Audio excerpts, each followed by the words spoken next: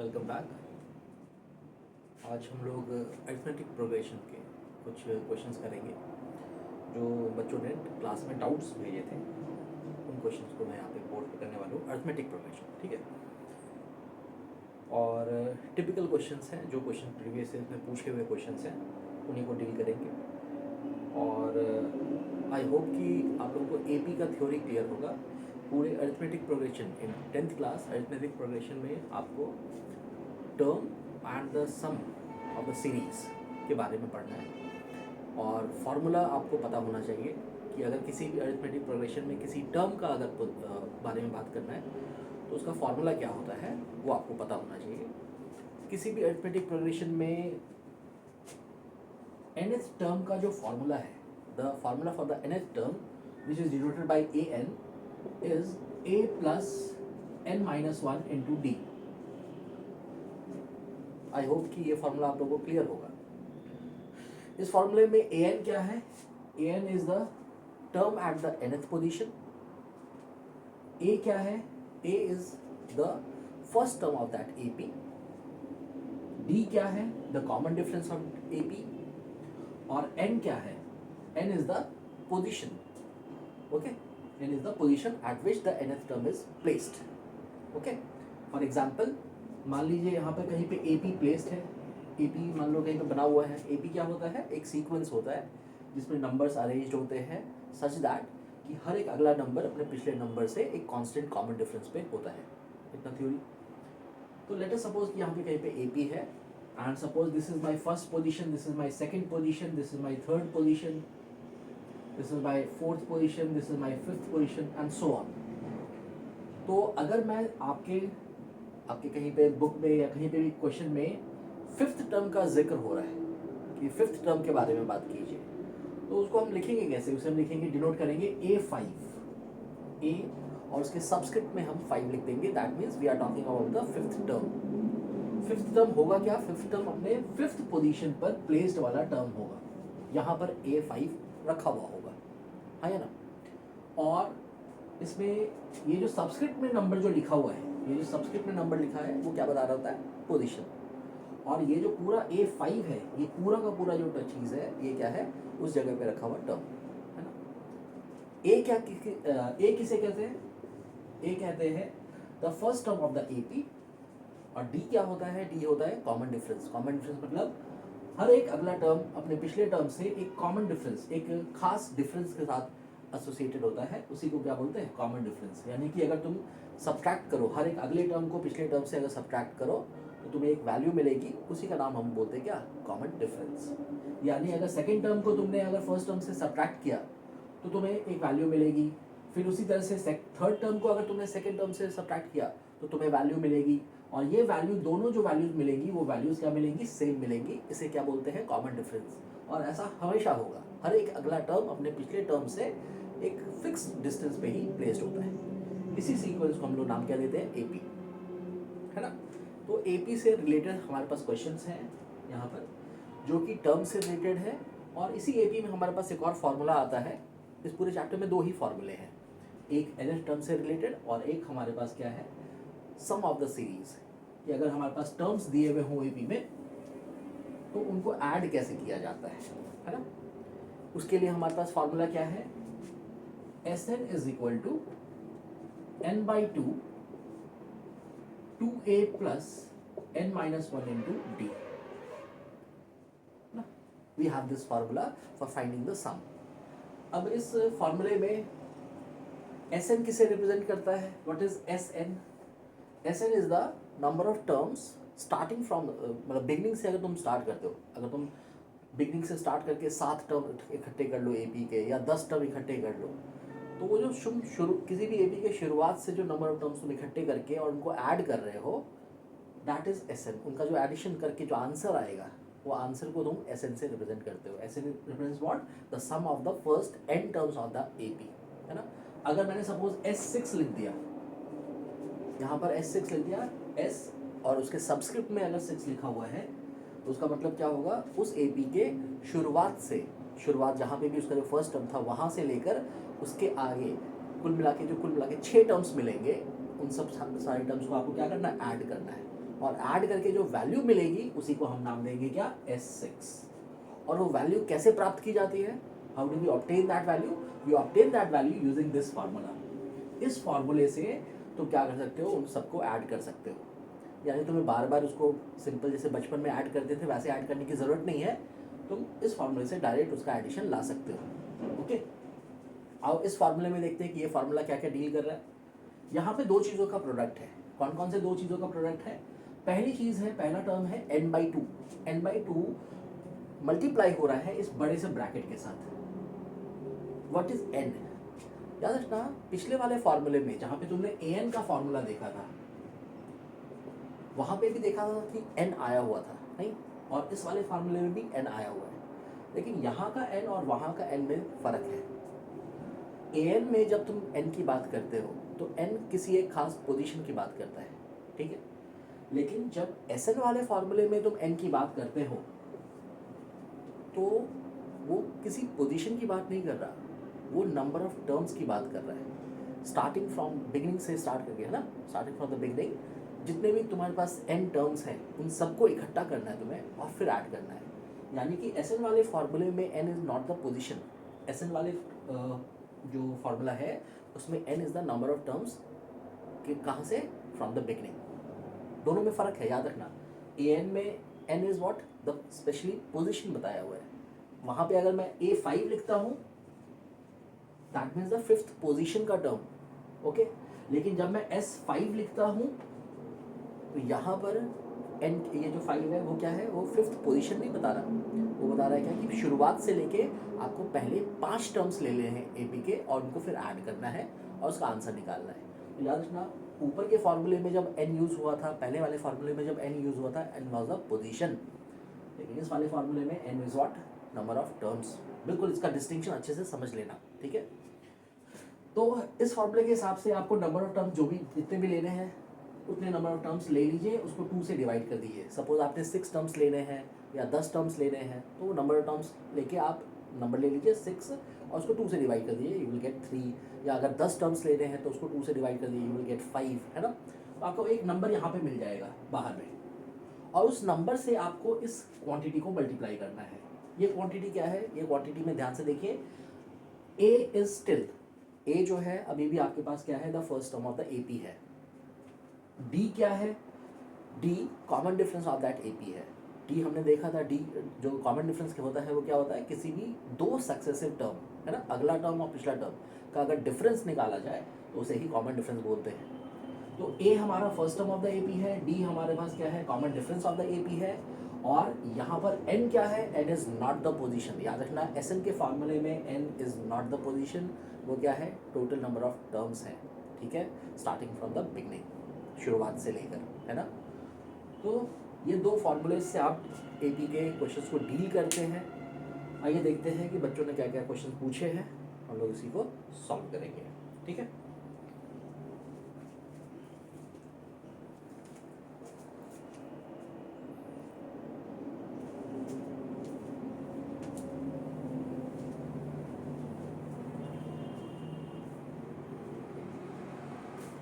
Now, let's study the first question.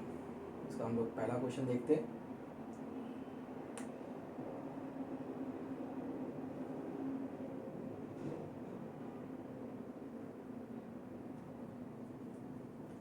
If the pth term of an AP is Q and the qth term of the AP is P, prove that its nth term is P plus Q minus N। CBSE में कई बार पूछा हुआ question है, बच्चों का doubt था, तो आइए इस क्वेश्चन को करते हैं। मैं पहले क्वेश्चन समझाता हूँ कि क्वेश्चन क्या पूछा जा रहा है और फिर इसको प्रूव करेंगे, ठीक है। हमें बोला है क्या कि आपके पास एक AP है, हमें बताया नहीं गया कि कौन सा AP है, हमें बताया गया कि उस AP का pth टर्म को हम Q से रिप्रेजेंट कर रहे हैं और qth टर्म को हम P से रिप्रेजेंट कर रहे हैं। ये दो इन्फॉर्मेशन हमें दी हुई है। अब कभी भी अगर आपके पास कोई क्वेश्चन मिले, अगर आपके पास कोई भी क्वेश्चन मिलता है AP का और आप उसको प्रोसीड करना, आप उसको बनाना चाहते हैं, तो आपके पास अगर ए पी प्रोवाइडेड है, प्रोवाइडेड मतलब वो जो सीक्वेंस होता है वो सीक्वेंस अगर लिख के दिया हुआ है तो वेल एंड गुड, आपके पास अच्छा है। फर्स्ट टर्म आपको दिख रहा होगा सामने में, कॉमन डिफरेंस आप दो चीज़ों को माइनस करके, है ना, कोई भी अगला टर्म पिछला टर्म से माइनस करके आप कॉमन डिफरेंस झटके से निकाल लेंगे। तो वहाँ पर क्वेश्चन बनाना काफ़ी ईजी होता है। अगर ए पी दिया हुआ है तो क्वेश्चन हम काफ़ी ईजिली सॉल्व कर लेते हैं। नहीं तो कभी भी अगर जैसे इस क्वेश्चन में हमें ए पी नहीं प्रोवाइडेड है, हमें नहीं बताया कि ए पी कौन सा है आपका, ये नहीं बताया, उसने सिर्फ ये बता दिया हमें क्या कि आपको एक ए पी दिया हुआ है, पता नहीं कौन सा ए पी, पता नहीं का मतलब आपको फर्स्ट टर्म नहीं पता, कॉमन डिफरेंस नहीं पता, और उसने बोल दिया कि उस ए पी का एक टर्म है पीएथ टर्म, उसको क्यों बुलाया है। अब कौन सा पीएथ, पहले तो नंबर भी नहीं बताया, पोजीशन वगैरह कुछ नहीं, सीधा अल्फ़ाबेट में उसको यूज़ किया पीएथ टर्म। तो अब वो भी अज्यूम करो तुम कि भाई कौन सा टर्म है, तो अज्यूम करने की ज़रूरत नहीं है, हम लोग उसी के टर्म्स में ही आंसर लाएंगे, ठीक है। तो पीएथ टर्म को क्यू बोला है, क्यूएथ टर्म को पी बोला है, और फिर एनएथ टर्म निकालने के लिए बोला गया है। कभी भी ऐसा क्वेश्चन हो तो सबसे पहला चीज़ याद रखना, एपी का कोई भी सवाल अगर तुम्हें सॉल्व करना है तो एपी का फर्स्ट टर्म और कॉमन डिफरेंस के बगैर क्वेश्चन सॉल्व कर ही नहीं सकते, है ना। तुम्हें किसी भी एपी का फर्स्ट टर्म और कॉमन डिफरेंस लाना ही पड़ता है ना। कोई भी एपी अगर तुम्हारे पास है तो उसमें जो टर्म्स हैं उसका फर्स्ट टर्म और कॉमन डिफरेंस तुम्हें जब तक पता नहीं होगा तब तक तुम एपी सॉल्व नहीं कर सकते 10th क्लास में, ठीक है ऐसा। तो क्योंकि हमें एपी में पता नहीं है कि कौन सा एपी है, तो हम इसमें सबसे पहले अजम्पशन कर लेंगे, let the first term is A and the common difference is D. याद रखना तुम दो अननोन वैल्यूज को अज्यूम कर रहे हो। Let first term is A and the common difference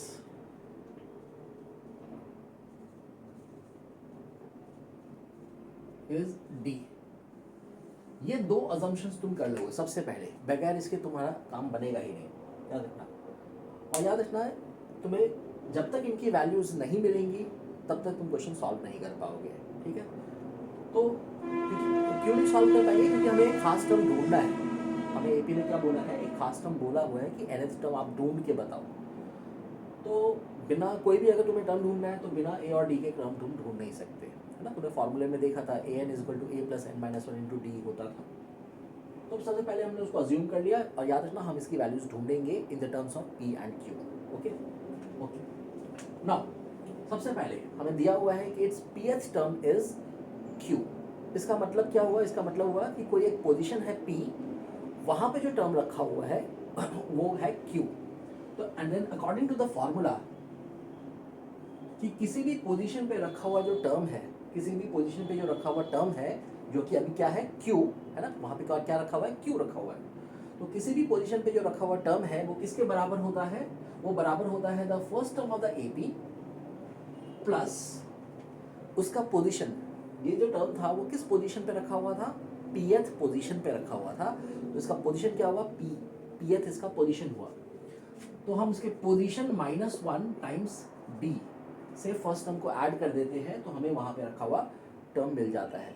इसी को शॉर्टकट पे, इसी को शॉर्ट फॉर्म में कैसे लिखा जाता है, इसी को शॉर्ट फॉर्म में लिखा जाता है कि at the term at the pth position, इसको बोलते हैं term at the pth position, और उसकी वैल्यू क्या है, क्यू है।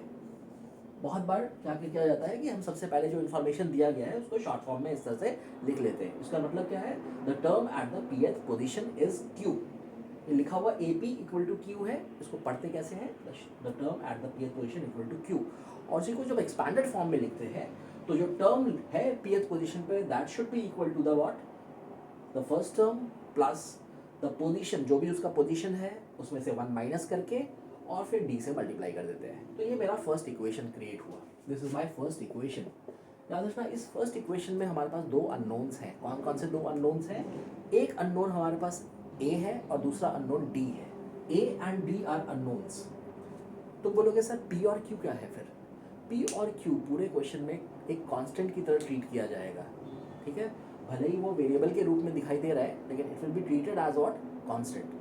कुछ बच्चे क्या होता है कि उनको ना कांस्टेंट और वेरिएबल्स में समझ भी नहीं आ रहा होता कि भाई उन्होंने पढ़ा होता कि वेरिएबल्स तो एक्स वाई वगैरह होता है। तो अगर उनको ऐसी प्रॉब्लम आ रही है, सपोज उनको ऐसी प्रॉब्लम आ रही है कि सर मेरे को समझ में नहीं आ रहा कि कांस्टेंट क्या रखें और वेरिएबल किसको रखें, तो एक काम और कर सकते हैं, वो एक काम ये कर सकते हैं क्या कि जो फर्स्ट टर्म ए चूज किया है उसको, वो फर्स्ट टर्म ए के बदले एक्स चूज कर ले।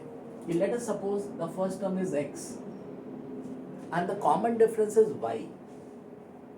उन बच्चों के लिए जिनको कि वेरिएबल्स समझने में दिक्कत हो जाती है, उनके लिए ये बहुत अच्छा चीज़ है, क्योंकि उनको वेरिएबल्स मतलब एक्स वाई समझ में आता है, बाकी सब चीज़ें उनको लगता है कि अगर उनको एक साथ अगर ए बी और भी अच्छी चीज़ें लिख के दे दो तो उनको क्या लगता है, उनको लगता है कि यार सब कुछ वेरिएबल ही है, पता नहीं किसको ढूंढेंगे क्या, और वो हमेशा एक्स वाई ढूंढना ज़्यादा पसंद करते हैं। नहीं, उनके लिए क्या करो, फर्स्ट टर्म को एक्स अज्यूम कर लो, कॉमन डिफरेंस को वाई अज्यूम कर लो, then according to that situation the term at the pth position, कौन सा टर्म था, क्यू, उसको मैं लिखूंगा द फर्स्ट टर्म में ए लिखने के बजाय एक्स लिख देता हूँ, ताकि तुम्हें पता रहे कि तुम्हारा कौन सा वेरिएबल है, ठीक है।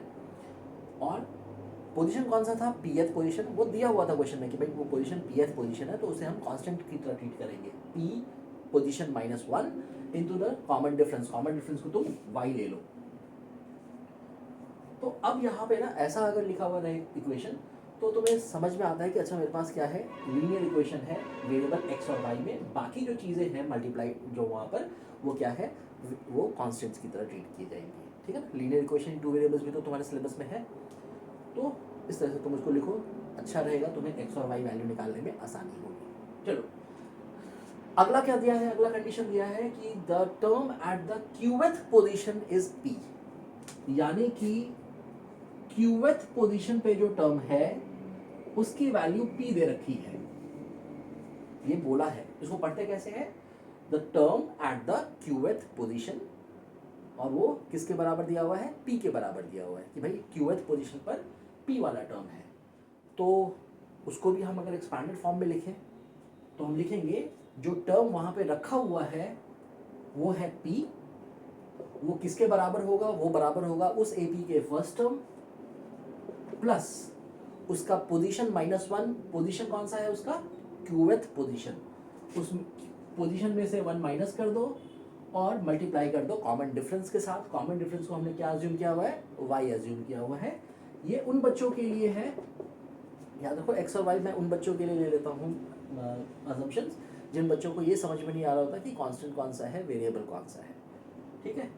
तो तुम्हें अगर ए और डी में मतलब अपना कंफर्टेबल हो तो ए और डी ही रखो, कोई दिक्कत नहीं है, वरना ऐसा कोई स्टैंडर्ड फॉर्म नहीं है कि भाई ए ही लेना है फर्स्ट टर्म को या कॉमन डिफरेंस को स्मॉल डी ही लेना है, ऐसा कुछ नहीं होता है ना। तो अगर क्वेश्चन में मेंशन कर दोगे कि नहीं मैं अपना फर्स्ट टर्म एक्स लेने वाला हूँ और कॉमन डिफरेंस वाई लेने वाला हूँ, दैट इज ऑल्सो ओके, वो आंसर बिल्कुल करेक्ट माना जाएगा, है ना, उसमें कोई तुम्हारा नंबर काटने नहीं आ रहा। नाउ अब देखो तुम्हारे पास दो लीनियर इक्वेशंस मिले हुए हैं और तुम्हें पता है लीनियर इक्वेशन को कैसे सॉल्व करते हैं। लीनियर इक्वेशंस को हम या तो एलिमिनेशन मेथड या सब्स्टिट्यूशन मेथड से सॉल्व कर सकते हैं। अगर इन दोनों इक्वेशन को तुम देखो, एलिमिनेशन मेथड यहाँ पे आराम से अप्लाई हो जाएगा। अगर तुम फर्स्ट इक्वेशन और सेकंड इक्वेशन में को माइनस कर दो, सब्ट्रैक्शन परफॉर्म कर दो, तो वहाँ से तुम्हारा x और x कैंसिल होकर y की वैल्यू जनरेट कर देगा, यानी तुम्हें कॉमन डिफरेंस फटाफट मिल जाएगा। तो सबसे पहले क्या करते हैं, 1 में से सेकंड इक्वेशन को सब्ट्रैक्ट कर देते हैं। सब्ट्रैक्ट करना आता है, सब्ट्रैक्ट करने के लिए क्या किया जाता है, जो भी इक्वेशंस लिखे हुए हैं नीचे वाले इक्वेशन के सारे साइन बदल दिए जाते हैं, जितने भी टर्म्स हैं उनके सारे साइन बदल देते हैं and then we perform the subtraction. ये p पॉजिटिव है, यहाँ पे इसको नेगेटिव कर देंगे, ये x पॉजिटिव है, इसको नेगेटिव कर देंगे, और ये जो पूरा टर्म है q-1 इंटू वाई, ये पूरा का पूरा टर्म क्या है, पॉजिटिव, इसको भी हम नेगेटिव कर देंगे। Okay, now we will perform the subtraction. Subtraction कैसे करना है, लेफ्ट साइड के टर्म्स को आपस में सब्ट्रैक्ट और राइट साइड के टर्म्स को आपस में सब्ट्रैक्ट। पहले लेफ्ट साइड देखो, लेफ्ट साइड में पहले लिखा है +q और उसमें से सब्ट्रैक्ट हो रहा है -p, तो इस तरफ क्या बचेगा, इस तरफ बचेगा q माइनस p। ओके, ये तुम्हारा लेफ्ट साइड में बचा। राइट साइड में देखोगे तो +x और -x कैंसिल होके 0 हो जाएगा, ये दोनों कैंसिल होके कितना हो जाएगा, 0 हो जाएगा। और क्या बचा तुम्हारे पास, देखो यहाँ का एक टर्म बचा हुआ है p-1 इंटू वाई, उसे लिख लो +p-1 इंटू वाई, और उसमें से सब्ट्रैक्ट हो रहा है, उसमें से माइनस हो रहा है कौन, q-1 into y, q-1 into y, ये सब्ट्रैक्ट हो रहा है। इसको देखो हम सिंप्लीफाई कर सकते हैं। अच्छा, कोई भी चीज़ अगर 0 के साथ ऐड हो तो डजंट मैटर, वो चीज़ सेम टू सेम रहती है, इसीलिए हम यहाँ से चाहें तो 0 को हटा भी सकते हैं। हम चाहे तो यहाँ से 0 हटा सकते हैं, बिकॉज एनीथिंग विद एडेड और सब्ट्रैक्टेड विद 0 रिमेन्स सेम। तो ये टर्म हमारे पास बचा है। इसे हम कैसे सिंप्लीफाई करेंगे? इसको सिंप्लीफाई करने के लिए हम दोनों का y कॉमन ले लेंगे। बचेगा पहले ब्रैकेट में p माइनस 1 और दूसरे ब्रैकेट में ध्यान से देखो माइनस q माइनस 1 है। इसका ब्रैकेट ओपन करोगे तो q नेगेटिव हो जाएगा और 1 क्या हो जाएगा? पॉजिटिव हो जाएगा। डिस्ट्रीब्यूशन रूल के तहत इस ब्रैकेट के बाहर क्या है? माइनस साइन है, तो हम जब भी ब्रैकेट ओपन करेंगे तो अंदर का सारा साइन बदल देंगे, तो ये q नेगेटिव हो जाएगा और 1 पॉजिटिव हो जाएगा। हाँ या ना? अब देखो ये नेगेटिव और ये पॉजिटिव 1 कैंसिल होके 0 हो गया, बचा हमारे पास क्या? p माइनस क्यू, यानी कि यहाँ पे हमारे पास टर्म बचा y times p minus Q and यहाँ पे आया है this is equal to q minus p। हम यहाँ पे पहुँच गए। अब यहाँ से हम y की वैल्यू निकालेंगे। अब तुम्हें मेरे ख्याल से ये पता होगा कि अगर हमारे पास कहीं पे लिखा हो a माइनस बी, ओके, और हम किसी तरीके से हम चाहते हैं कि b पॉजिटिव बन जाए और a नेगेटिव बन जाए, हम इसको उल्टा लिखना चाहते हैं। सपोज हम इसको उल्टा लिखना चाहते हैं, हम लिखना चाहते हैं b माइनस a, हम इसको उल्टा लिखना चाहते हैं, तो हमें क्या करना चाहिए? जो चीज़ यहाँ पे लिखी हुई है, अगर मैं क्या करूँ, इसी के बाहर एक माइनस साइन लगा दूँ, इसी के बाहर क्या कर दूँ? माइनस साइन लगा दूँ। माइनस साइन लगाने का मतलब क्या है? एक तरह से बोलो -1 कॉमन लेना। माइनस साइन लगाने से क्या हो जाएगा? ये क्वांटिटी उस क्वांटिटी में कन्वर्ट हो जाएगी। यानी चीज़ों को बदलने के लिए हम क्या करते हैं? एक -1 को कॉमन लिया जाता है। अब ये काम क्यों कर रहे हैं उसको ध्यान से देखो। यहाँ पे तुम्हारे पास मिला हुआ है q माइनस पी और यहाँ पे तुम्हारे पास मिला हुआ है p माइनस क्यू जो कि y के साथ मल्टीप्लाइड है। अगले स्टेप में हम p माइनस क्यू को जो कि y के साथ मल्टीप्लाइड है वो ट्रांसपोज करके इधर डिवाइड करेंगे। और डिवाइड करने के लिए लेकिन हम देखो ध्यान से, ऊपर में q माइनस पी लिखा है, नीचे p माइनस क्यू लिखा है, तो ऐसे तो कट नहीं कर सकते, दोनों चीज़ें अलग अलग हैं। लेकिन अगर हम क्या करें उसको बदल दें, अगर हम क्या करें उसको उल्टा कर दें, तो फिर ऊपर नीचे चीज़ें सेम हो जाएंगी और वो कट हो जाएगा। अब देखो q minus P divided by, इस p माइनस क्यू को मैं लिखने वाला हूँ, या मैं इस वाले को सपोज मैं इसको चेंज कर देता हूँ। चलो उधर क्यों चेंज करें, क्योंकि तुम बहुत बच्चे फिर -1 से परेशान हो जाएंगे। मैं इसी को चेंज कर लेता हूँ। मैं इसको इस पूरे टर्म में से -1 कॉमन ले लेता हूँ। और मैंने अभी बताया कि अगर मैं -1 कॉमन लूँगा तो क्या होगा? वो चीज़ कम्यूटेट कर जाएगी, है ना? जो नेगेटिव है वो पॉजिटिव हो जाएगा, पॉजिटिव वाला नेगेटिव हो जाएगा। तो इसको लिखेंगे p minus Q and this should be equal to y times p minus Q. y p minus Q से मल्टीप्लाइड है, उधर आके ट्रांसपोज होकर क्या हो जाएगा? वो डिवाइड में आ जाएगा। तो y की वैल्यू हमारे पास बनेगी -1 times p minus Q divided by p minus Q, और ये जो ब्रैकेट है ये ब्रैकेट कैंसिल हो जाएगा, है ना? सेम चीज़ का नंबर है न्यूमरेटर एंड डिनोमिनेटर में, वो कैंसिल हो जाएगा। y की वैल्यू कितनी आ गई हमारे पास? -1।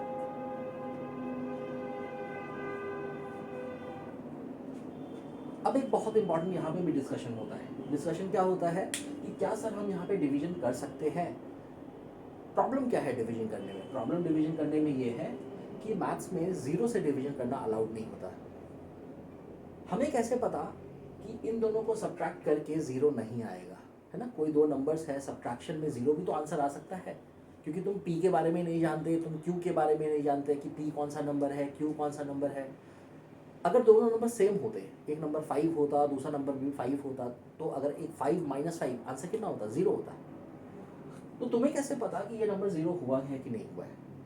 और अगर 0 है, अगर ये बाई चांस, तो तुम इससे डिवीजन परफॉर्म नहीं कर सकते, मैथ्स में वो अलाउड नहीं रहेगा, है ना? वो एक एक्चुअली में नई क्वांटिटी बन जाती है जिसको बोलते हैं क्या? 0/0 इनडिटरमिनेंट क्वांटिटी। और इनडिटरमिनेंट क्वांटिटी तुम्हें 10th क्लास में नहीं, तुम्हें 11th क्लास में डील करना सीखना है, ठीक है? तो कैलकुलस के अंदर, है ना, कैलकुलस के अंदर वो डील करना सीखना है। तो हम कैसे पता करें कि पहले कि ये चीज़ 0 हुई कि नहीं हुई है? तो वो अगर तुम क्वेश्चन में ध्यान से देखोगे, क्वेश्चन में पहले से उन्होंने बताया हुआ है कि तुम्हारा जो क्यू वाला जो टर्म था वो pth पोजीशन पे था, और p वाला टर्म जो था, सॉरी, p वाला टर्म qth पोजीशन पे था और q वाला टर्म pth पोजीशन पे था। ये जो पोजीशंस वो अलग अलग बता रहे हैं, अलग अलग पोजीशन पे अलग अलग टर्म, इसी से पता चल रहा है कि p और q बराबर नहीं है, ठीक है? क्योंकि उन्होंने बताया है कि भाई ये इस पोजीशन पे अलग टर्म है, इस पोजीशन पे अलग टर्म है, यानी कि वो दो अलग अलग पोजीशंस की बात कर रहे हैं। इसका साफ साफ मतलब है कि P और Q सेम तो नहीं है, सेम नहीं है यानी इसका जो डिफरेंस है वो 0 नहीं हो सकता।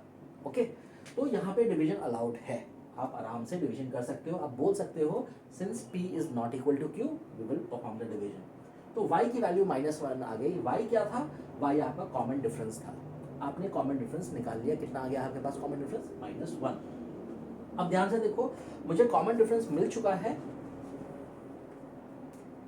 अब बच गया मेरे पास फर्स्ट टर्म ढूंढना। फर्स्ट टर्म ढूंढना मतलब मुझे x की y की वैल्यू तो मिल ही गई, अब मुझे x की वैल्यू यानी first term of the AP चाहिए।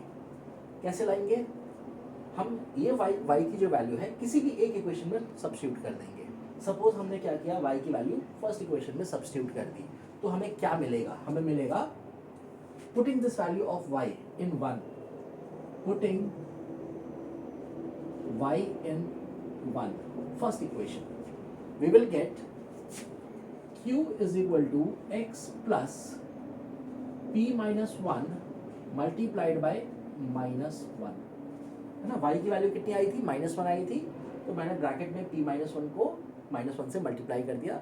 और ये चीज़ मैंने तुम्हें कल भी बताई थी कि कभी भी अगर तुम कहीं से कोई वैल्यू को सब्स्टिट्यूट कर रहे हो, कहीं से वैल्यू को निकाल के कहीं दूसरी जगह डाल रहे हो, तो उस वैल्यू को तुम ब्रैकेट्स में डाला करना। उससे क्या होता है, तुम्हारा साइन कभी भी गलत नहीं होता, तुम्हें डिस्ट्रीब्यूशन करते वक्त में कोई भी साइन का प्रॉब्लम नहीं आएगा फिर। ओके, इसीलिए मैंने क्या किया, यहाँ पर p-1 को जब -1 से मल्टीप्लाई करने के लिए -1 को पहले ब्रैकेट में डाल दिया, फिर वहाँ पर मल्टीप्लिकेशन में डाला। नाउ इसको सिंप्लीफाई करते हैं। q is equal to x को x लिख दिया, ये जो -1 है वो p के साथ डिस्ट्रीब्यूट हो जाएगा और -1 के साथ डिस्ट्रीब्यूट हो जाएगा, है ना। जो मल्टीप्लिकेशन है वो एडिशन और सब्ट्रैक्शन पे क्या हो जाता है, डिस्ट्रीब्यूट हो जाता है। तो बचेगा क्या, +p और -1 मल्टीप्लाई होकर बन जाएगा -p, -1 और -1 मल्टीप्लाई होकर क्या बन जाएगा, +1, हाँ या ना। ठीक है, तो ये तो जानते हो ना कि पॉजिटिव इंटू पॉजिटिव पॉजिटिव होता है, पॉजिटिव इंटू नेगेटिव नेगेटिव होता है, negative into negative positive again, है ना। तो वही वाला चीज़ डिस्ट्रीब्यूशन करते वक्त ये हमें ख्याल रखना पड़ता है साइन का। यहाँ से तुम्हें x की वैल्यू मिल जाएगी। x की वैल्यू देखो तुम्हें कितनी मिल गई, x को यहीं पे रहने दो, राइट साइड में ही x को रहने दो, बाकी सब चीज़ों को ट्रांसपोज कर लो। यहाँ पे पहले से क्या लिखा हुआ है, q लिखा हुआ है, रहने दिया। ये -p को इधर ट्रांसपोज करेंगे तो वो क्या हो जाएगा, +p, और ये +1 को इधर ट्रांसपोज करेंगे तो क्या हो जाएगा, -1 हो जाएगा। यहाँ से मुझे x की वैल्यू मिल जाएगी, यानी मुझे उस AP का फर्स्ट टर्म भी मिल गया। अब ध्यान से देखो, मुझे उस AP का फर्स्ट टर्म मिल गया, मैं उसको वहां पे लिख लेता हूं। मेरा फर्स्ट टर्म जो था AP का वो Q प्लस P -1 था, मैंने लिख लिया उसको, ठीक है, क्योंकि मैं ये सब चीजें अभी मिटा दूंगा। ओके, तो मेरा first term Q plus P -1 था, और जो मेरा कॉमन डिफरेंस था वो -1 था। द कॉमन डिफरेंस, जिसको मैं शॉर्ट फॉर्म CD लिख रहा हूं, कॉमन डिफरेंस, वो मुझे कितना मिला है, -1। ओके, नाउ अब मेरा क्वेश्चन क्या था, क्वेश्चन था